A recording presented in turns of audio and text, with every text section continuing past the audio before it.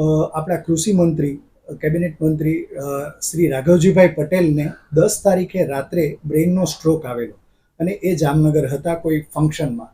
ત્યાંથી brain stroke આવતા એમને સીધી જામનગર જીજી હોસ્પિટલમાં પ્રાઇમરી સારવાર માટે શિફ્ટ કરેલા અને ત્યાંથી પ્રાઇમરી સારવાર લઈ અને એ ફર્ધર ટ્રીટમેન્ટ માટે સિનર્જી હોસ્પિટલમાં રાત્રે 3 વાગે આવેલા.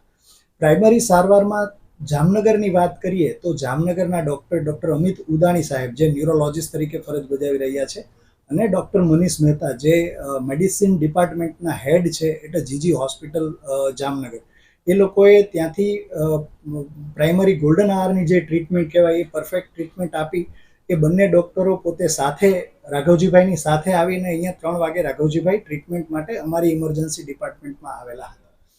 જ્યારે અમે એમને જોયા ત્યારે એ અર્ધ ભાન અવસ્થામાં હતા અને ડાબી બાજુ પેરાલિસિસની અસર હતી કેમ કે એમને મેજર બ્રેઇન સ્ટ્રોક હતો. અમે આઈસીયુમાં એમને દાખલ કરી અને ધીરે ધીરે સારવાર બધી ચાલુ કરેલી હતી.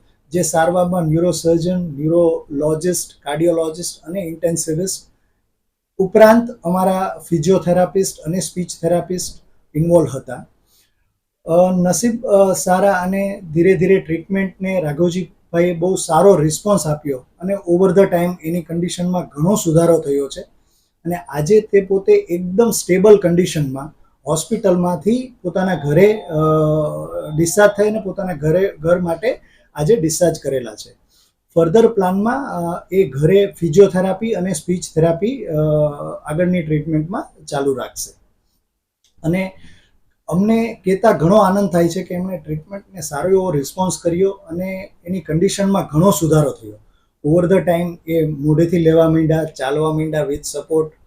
એમની બધી યાદશક્તિ નોર્મલ હતી, તે બધાને ઓળખી શકે છે, બધાની સાથે નોર્મલ જે લાઈફમાં આપણે કોમ્યુનિકેશન કરીએ છીએ એ રીતના બધા સાથે કોમ્યુનિકેશન કરે છે.